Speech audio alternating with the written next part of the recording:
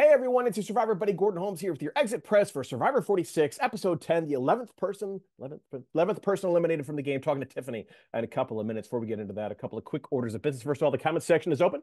Let us know what you think about this episode, what you think about this interview, what do you think about people holding on to idols for too long.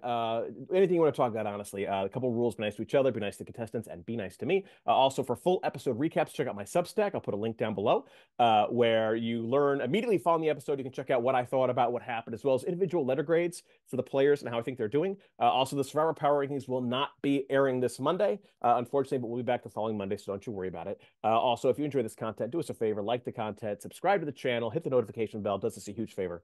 And with that said, let's see what Tiffany has to say about last night's blindside. Oh, Tiffany, what question are you sick of hearing? That's what I want to know. What question are you tired of?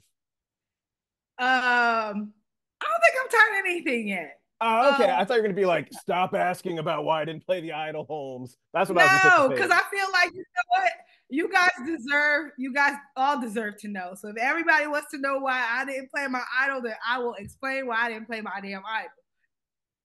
That's an amazing Is that what attitude. you want to That's an amazing attitude. So, why didn't you play the Idol? know? You know what? Okay. Now I knew it was a risk, right? I knew it was a risk going into tribal council not playing my idol.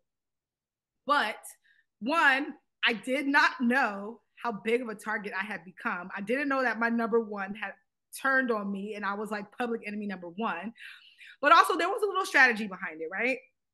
Because I don't think that it's shown a lot, but me and Charlie were actually really cool out there on the island. We had our own little like Harry Potter alliance. He was prongs, I was padfoot. Like Charlie and I were like really cool. And I would talk to him openly about a lot of things. We made plans. Charlie approached me about possibly blindsiding Maria with the idol after we got rid of Q. Huh.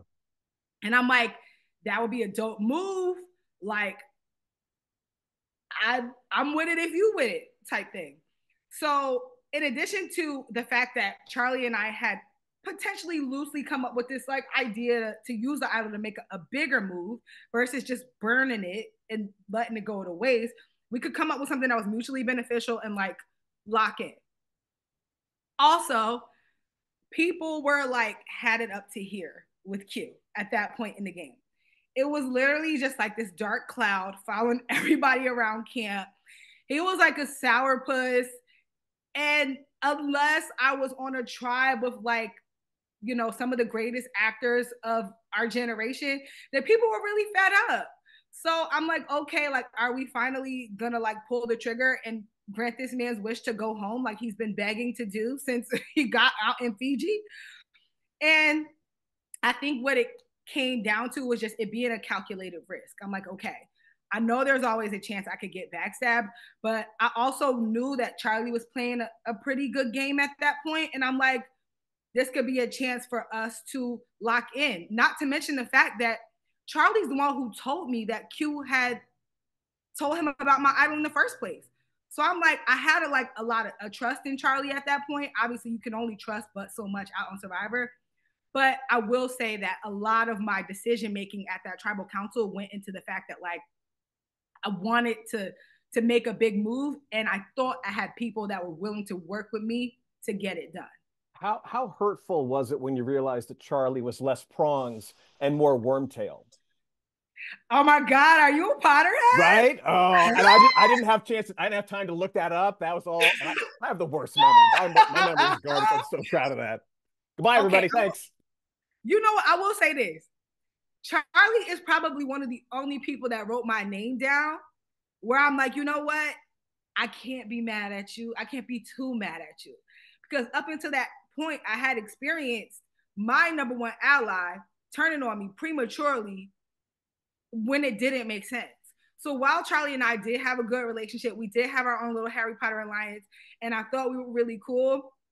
I respected the fact that he was playing the game of Survivor and realized it's not that smart to turn on your A1 day one prematurely. Yeah. And at that point, despite the fact that he probably really didn't want me to go as much as everybody else did. I mean, obviously, like, you know, there's always like a let's get her out type thing. Mm. But I respected the move because it's like he's one of the only people out there that realize it's stupid to turn on your day one too soon.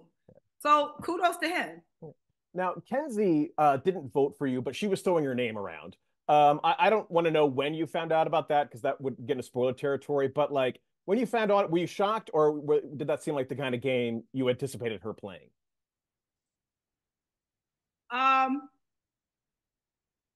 I'll tell you when I found out. I never did. Oh, I never found out. okay. I never found out. So Like, you're for the watching it on entirety of TV. the game, oh, post game. I mean, post Okay, game. okay, I okay. found out after the game was over. Her reaction at the tribal council when she like, you know, she's covering her mouth. She's shocked. She's upset. I'm like, okay, so I'm looking around. I'm paying attention to body language. I'm like, okay, well, I know Kenzie didn't vote for me, and obviously, like later on, I was able to put two and two together and figure out who the votes were and where they went.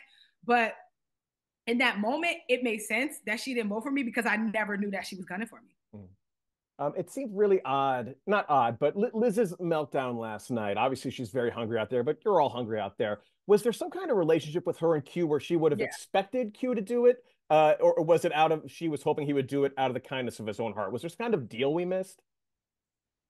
I absolutely do not understand why she ever thought Q was going to do that. There was no reason for her to believe that. Up until that point, her and Q barely had any type of working relationship, at least to my knowledge. And then on top of that, like, girl, what makes you think that Q is the type of man to do anything out of the kindness of his heart? What has he showed you up to this point that makes you think he's doing anything out of the kindness of his heart? Girl, be for real. And then on top of that, y'all didn't get to see this, but Kenzie and Maria tried to volunteer their spot so that Liz could go. And Q said no. He was like, no, I chose who I chose. Let's go to Applebee's. So let's go to Which I can't blame him for. I'm not going to be mad because, like, you know, he won. He gets to choose who he takes. I love how you're like, Maria offered, Kenzie offered, I didn't did offer. Not. I'm getting my spinach. Let me tell you something. I sat there real cute and quiet. That was exactly what was going through my mind. I was like, y'all go ahead. I'm going to Applebee's. That's very nice of you too. I'm going to Applebee's. What happened to that bourbon burger? Did that ever get eaten? Or did you guys just grind it into the sand as like the ultimate insult, being like, we had one, we just didn't do anything with it? No, like I know it looks so bad, right? That none of us touched the burger, but you have no idea. It was like endless food that just kept coming out. The burger might have been like the last thing they gave us. Like at that point, we had mozzarella sticks, quesadillas, shrimp, chicken, mashed potatoes. The burger was like a milkshake. The burger was the last thing that came out. And not only were we full, because that would fill anybody up, but our stomachs were probably like half the normal size because we hadn't really been eating for like 18 days. So like we had no space. Like we felt really bad about it. I'm like, oh my God, like for none of us to touch this burger is crazy, but I don't even know where we would have fit it.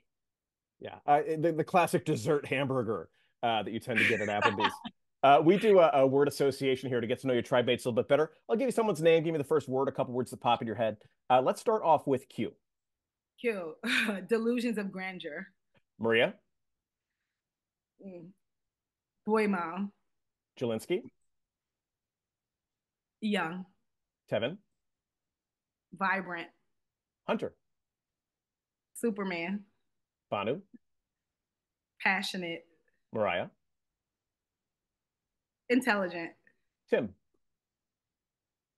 He cool as hell. Soda. Charismatic. Jess. Quiet. Ben. He's very chill. Okay. Charlie. Harry Potter Alliance. Wormtail. Kenzie. Can I explain Kenzie's? Sure. The first word that pops into my head is garden snake, because it's like it's a cute little snake. You know, you kind of want to pick it up, you want to play with it, but in the end, it's still a snake, and you need to watch it because if not, they'll like slither away. And maybe I don't think garden snakes bite, but they look harmless, but it's still a snake. I think they're not poisonous, but like there's no cute snake. Cute snakes do not exist. Nope. I love garden snakes. They're the cutest. Nope. There's no wrong answers. That might have been a wrong answer. Okay. Let's try Venus. Opinionated. Okay, and we'll finish off with Liz. Unintentionally funny as hell. Okay.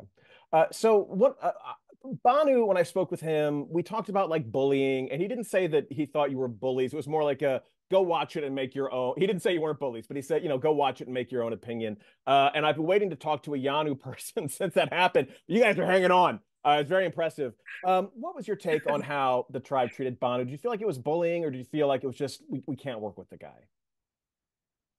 I don't think it was bullying at all. It was just tough to work with somebody like Banu because there's a point in the game like where you can't play Survivor and teach somebody how to play Survivor at the same time. And it was difficult because Yano was probably the hardest part of any of our Survivor experiences.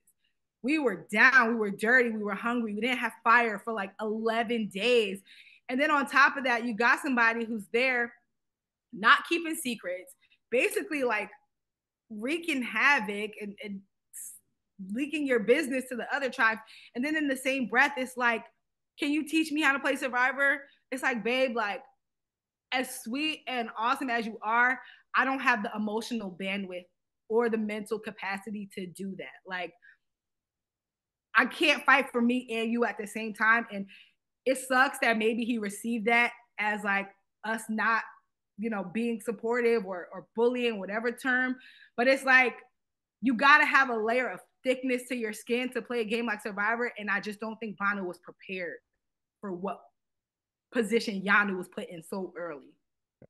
So let's say Q goes home last night, and the alliance that solemnly swears they're up to no good gets their way and idles out Maria at the next tribal. What's your dream final three, and how do you think you can beat that final three? Okay, so I don't think that I'm sitting next to Charlie in final three under any circumstances because I think Charlie's playing a really good game so far. I would probably want Charlie to go next if he didn't win. Or maybe not next because I feel like I probably could work with him, but I just don't want to sit next to him in the final three. Mm-hmm. Ideal final three is any combination of Venus, Ben, or Liz, or even Kenzie. Because at that point, I felt like, even though she didn't feel the same, I felt like my game was distinguished enough from hers that I could have sat next to her in the final tribal and argued a really good case. But any combination of Venus, Ben, or Liz would have been like perfect. Well, Tiffany, I know today's crazy busy for you. I didn't have, I'm sure I had a winner pick. I don't remember. I have like the memory of a goldfish, but I remember thinking very highly of you. So it really kind of bummed me out to see you go. And what's the idols being cursed is breaking my heart. So, before we head out, last question, was there anything that happened out there that we didn't get to see that you wish we had?